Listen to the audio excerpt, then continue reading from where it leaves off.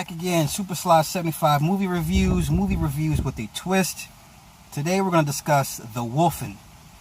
It is a supernatural, shape-shifting thriller about skinwalkers that turn into wolves and thusly kill people. For good reasons, of course. The Wolfen, this came out in 1981. It stars Edward James Olmos, a very young Edward James Olmos, Albert Finney, and Gregory Hines. Okay, so basically, the first opening scene is a construction site that begins construction on new high-rise luxury apartments. The Wolfen are already on the scene and scoping out and have already marked their target, which is the developer. His name is Christopher Vandermeer. Okay, so now subsequently, movie next scene is they're in a limo and they're driving, and then Edward James Olmos throws a bottle at the limousine. Then they scurry off, whatever, and then they go to the limo driver pulls them up to a housing project of some sort where the family's first windmill was built by the Vandermeer family. So this guy's pretty wealthy. He's a international developer, all types of stuff going on with buildings, constructions, real estate, all that good stuff. Okay, so then the Wolfen have pretty much concluded they're going to kill this man and his wife at the scene. So the first victim to get it is the bodyguard, big black guy. The Wolfen are they're pretty much so quick. By the time the bodyguard gets a drop on one of the wolves and pulls out his gun, the Wolfen would go basically bite his hand off with his hand attached to the pistol, a la Dylan from The Predator. And when remember when the Predator shot off Dylan's arm, his hand was still firing the rifle. Now you're gonna hear a lot of theme music from The Predator and Aliens, second Aliens, that was borrowed heavily from this particular movie. A lot of the music, soundtrack, and the score was borrowed heavily from this movie. So if you ever listen to Predator and Aliens, the second one, you will hear the musical influences, and some of it pretty much chord for chord from this particular movie. Okay, so then they go to attack the Christopher Vandermeer, and they rip out his throat, and then they go attack his wife. Same thing happens. So now the coroner show up, the lead investigator, which is Albert Finney. They look at the bodies, and then it's just to them it's another murder, but they need to wrap this case up pretty quick because Vandermeer is a pretty important person, politically, financially, social, economically, to the entire city.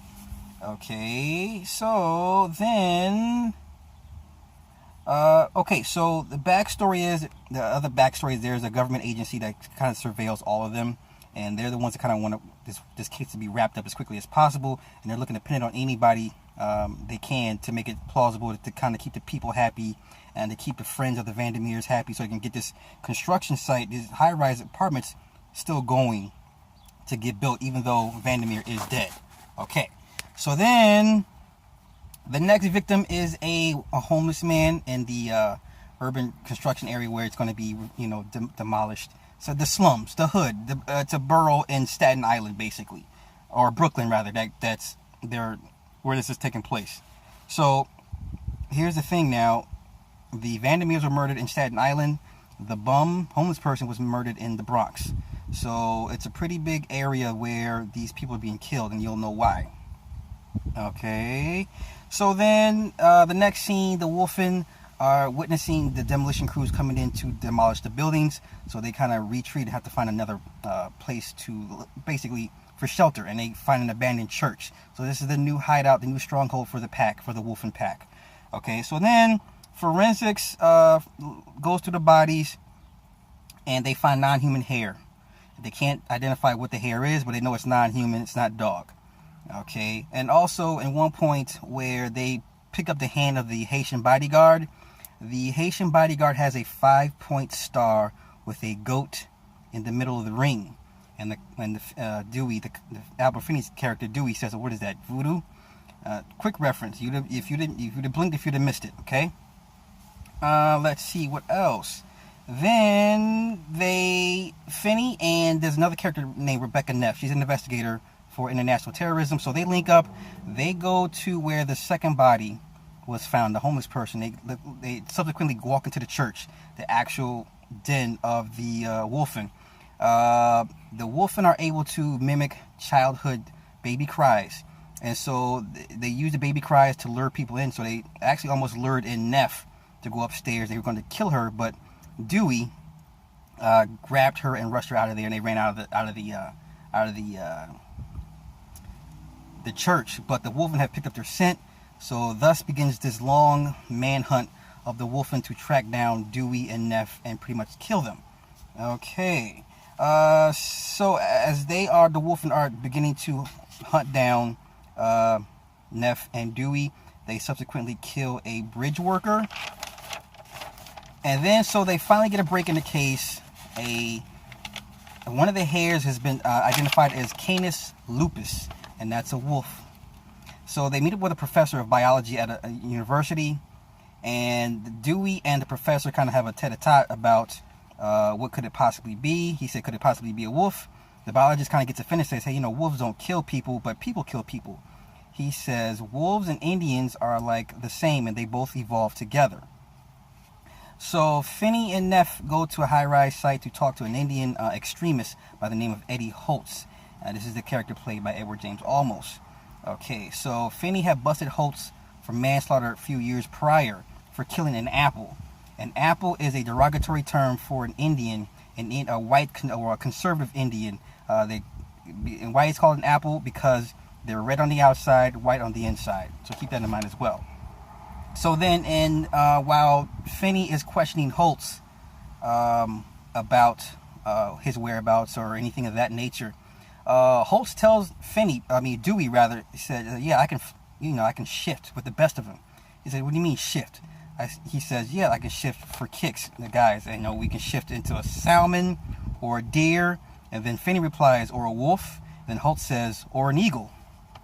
So they're kind of aware of each other at this point. Holtz already knows who Finney is because he got a scent and he's seen him at the church. But now, or Dewey rather, kind of suspects Holtz in a weird way of being a shapeshifter, possibly. But he wants to believe it, but he can't wrap his mind around it just yet. Okay. So then also, Dewey runs a background on Holtz. Says one of the Rebecca Neff says, yeah, Holtz used to work for the ESS organizations, and he has an alibi for the night of the Vandermeer murders. Okay, so the biologist, Dewey, and the coroner all conclude that the attacks are animal-based. And the biologist says the soul can shift the body into anything it wants. He says the body is just a physical expression of the soul, and the reality is just a state of mind. But before he can continue, Dewey pretty much stops him. So then, Dewey tails Holtz and his pack out of an Indian bar. And so then what happens next is the old man of the pack gives Holtz a necklace and gives him some type of psychedelic for him to eat. So then Holtz goes on a separate path. The other two guys go their way. So Dewey is following Holtz. Holtz is about to shift. But then Dewey makes himself known. Holtz kind of taunts him and starts acting like a wolf in human form. And then Eddie kind of laughs at him and says, see, I told you it's all in the mind. Okay? So then, side note. Okay, so one of the Wolfen heads to the zoo to go track down the biologist who's currently doing wolf research, right? So the animals in the zoo are kind of making noises. They're on alert because they know there's a wolf or there's a predator in the midst. So the biologist calls the fire department. He hops on his moped and he goes away from the zoo and goes into like an underground little tunnel, like a sewer. And so then he says, oh, I knew you guys were here. So then the wolves start growling at him. He turns around, tries to go the other way. Then he's knocked off his bike. He's killed off screen pretty much. So the next day, the coroner and Dewey meet up at the biologist's lab. His mother, the biologist's mother, called in and said he never came home that night. So it's already implied that he's dead. Okay, so they share their findings of the wolf attacks. Now the coroner discovers that the wolf attacks occurred in Philly, New Orleans, and they find more Canis lupus hair. Like I said, they discovered that the biology professor never made it home that night. Also, the coroner links missing people, homeless people, the victims of diseases. then Dewey and the coroner have a plan to go back to the church. They take AR-15s, and they take sound recording equipment to record the goings-ons in the church of the wolves to bring back proof to the chief. Okay, so it's nightfall. So then one of the black Wolfen attacks the coroner, rips his throat out. So then during the melee, Dewey runs across the street to the church and sees that his friend is the guy is dead and his throat's been ripped. Dewey then goes to the Indian bar looking for Holtz, and it's packed with Indians. Okay, so he sits down with Holtz and the old man and another Indian. So then Holtz flat out tells Dewey, he said, it's not wolves, it's Wolfen, and they're 20,000 years old. And the old man gives Holtz permission to tell the story. So Holtz begins telling the story. He says the smartest ones went underground, aka the abandoned cities, the urban areas, the projects, the slums. The old man tells him they become scavengers, getting rid of the homeless, diseased, abandoned, and forgotten dregs of society. They then tell him humans are the real savages, says humans lost their senses through repeated use of technology. Once again, he says humans have lost their senses through repeated use of technology. Mind you, this movie came out in 1981, people. All right, so the other Indians say that they're all brothers. The old man says no, they're all other nations. And Dewey says, well, they kill. And the old man says, no, they kill the sick, abandon those who will not be missed. They kill for survival and protect. And he says, man kills for less. Dewey then finds out why the Wolfen killed Vanderveer is because they were protecting their hunting grounds. So that whole area that Vanderveer had started construction site on was the Wolfen's hunting ground. So that's why they've been killing people. That's why they killed him and his wife, because they were protecting their hunting ground. So that entire borough, Brooklyn, or that entire area of the slums, basically those abandoned buildings, was their entire hunting ground. Okay, so then moving forward, Dewey and the captain and Neff find. So the captain and Neff come to Dewey and says, "Hey, we found who killed Vanderveer. It was a terrorist group." So they pretty much want to wrap this case up. Dewey, of course, Dewey wants to get to the bottom of it, but they're not going to believe him that wolves are running around killing people. So as they're all walking out of the building, out of Vanderveer's building, they're surrounded by the Wolfen. Okay, and they're all the Wolfen are black. The alpha Wolfen is white. That's another thing to keep in mind.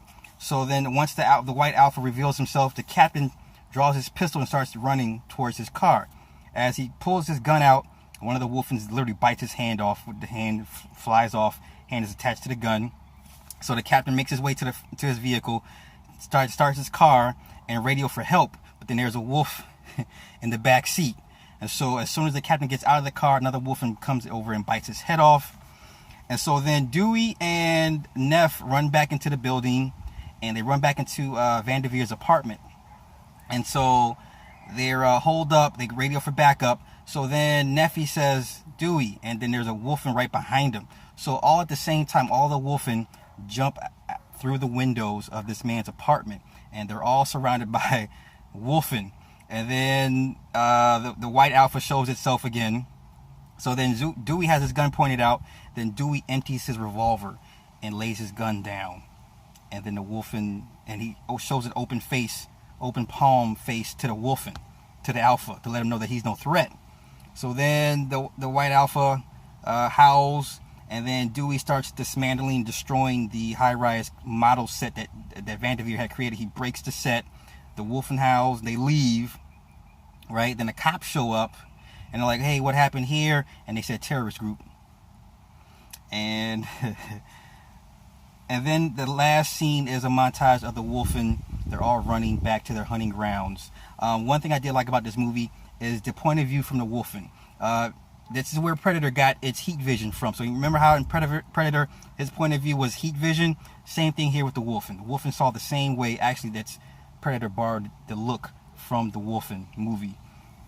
And their point of view, they like I said, heat vision. They can see the temperatures and the victims or whatever and whatnot. So that was a nice little shot, or a nice shot when they were stalking their prey. So yes, it shows the Wolfen running back to the church. The whole pack of them, and it pretty much ends that way. And like I said, once you hear the music playing at the back at the end of the end credits, you'll know you'll instantly recognize, oh, that's where they got Predator from, or that's where Predator got its music from, Predator and the second Alien. So once again, that's Wolfen, my review for Wolfen. Great movie. A lot of shape-shifting themes with these older movies like the Wolfen and Cat People, like I reviewed before. So once again, it's Super Slot 75 movie reviews with a twist. You guys have a good one. Peace.